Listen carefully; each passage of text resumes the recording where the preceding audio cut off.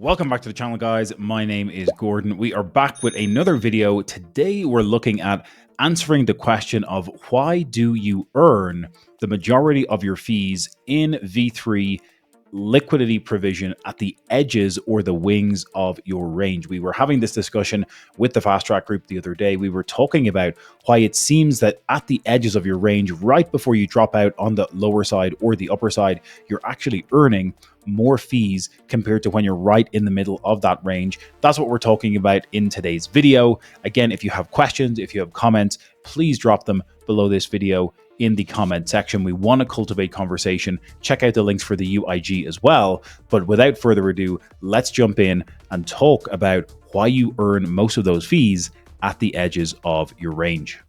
Okay, so the first thing we need to do here is we need to set a little bit of context, because the phenomenon we're about to refer to here is specific to concentrated liquidity. Many of you are familiar with this concept, but for those of you that are a little bit newer, when it comes to Uniswap V3 or other concentrated pools across other protocols, we are talking about providing liquidity in a very specified range between two specific price points for a given asset. So if I jump over to the Ethereum chart here, we're going to use just a very quick example to say, if we're providing liquidity for Ethereum between 2116 and 2888 on the upper end, this is what we refer to as a concentrated range. It means that when you're providing liquidity in this specified range, you are only earning fees when price is moving inside of that range, and if you veer outside of that range, you are no longer earning fees for providing liquidity. And the phenomenon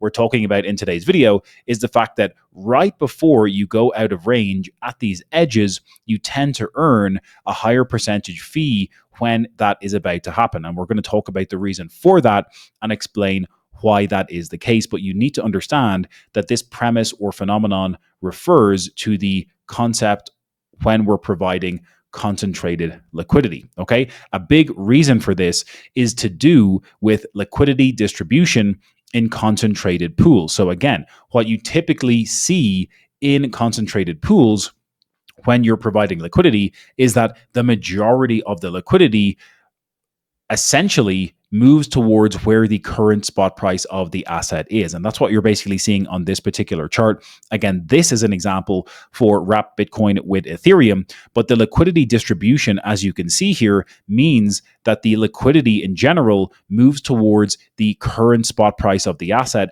which is represented right in the middle of this chart.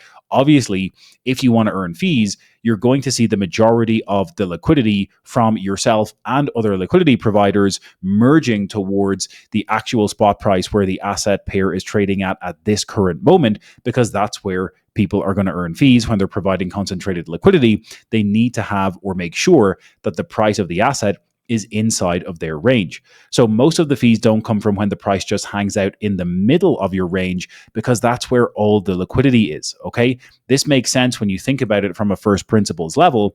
Of course, price is going to attract the liquidity in the first place. And that means that the most amount of liquidity, or the majority of the liquidity, is going to be right around that exact spot price. And so if we were to come back to our Ethereum example here, that means the majority of the liquidity is going to be kind of hanging out in this zone, because this is where all the price action has been taking place over the past few days. Okay, liquidity distribution is the main reason why when price is hanging out right in the middle of that range, you're not earning the majority of your fees, and rather, when price begins to move towards the edges, you can see if we had a range here defined between this area here and this area here, or maybe even a little bit more narrow, if we were even to just go here and here, you can see that as the price moves towards these edges of your range, there is less and less liquidity as it moves out towards those edges. Okay. What does that mean? Well, if we jump down to this chart, it essentially means that the majority of your fees come when the price moves towards those edges. And what we're seeing here represented with the yellow line is that obviously as you move towards the wings or the edges of your range, the amount of liquidity that you have in the pool makes up a larger percentage of the actual total liquidity or the distribution of that, because there is less capital out beside these wings. Okay, if I come back down to this chart, what that means is the yellow line is representing the potential fees that you're going to generate because there's less liquidity at the wings of your particular range, because again, price has attracted all that liquidity, and when it begins to deviate from that initial entry price, you're going to see that you're going to earn more and more fees at the edges of the range. Why is that? Once again, that is because your liquidity becomes the dominant source when you move towards those edges. There are fewer other liquidity providers out there because the price action is moving.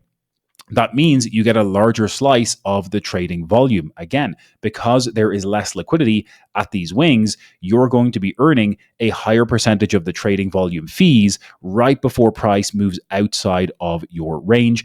And the third reason is because many traders will often see the edges of those ranges as opportunities to either buy the dip or sell the rip. So in the case of moving out of range to the upside, you're going to see many traders selling at these areas because they typically are aligned with take profit areas or take profit zones. Traders are selling out to take profit. That means there's more liquidity in order for you to generate fees from.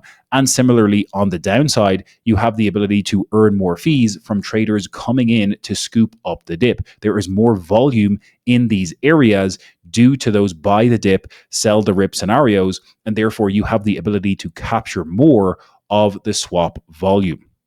Okay, I hope this concept is making sense, guys. Drop a comment below this video if you've experienced this yourself, because I think everyone at some point in their liquidity provision journey will begin to understand this particular phenomenon.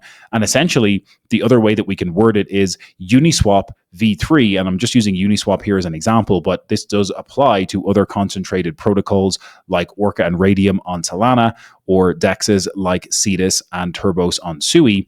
But those V3 pools assign more liquidity price per tick when LPs concentrate in the center of a popular range. You're obviously sharing that price point with many others. That's what we were looking at up here on the chart. You're sharing that price point with so many other liquidity providers.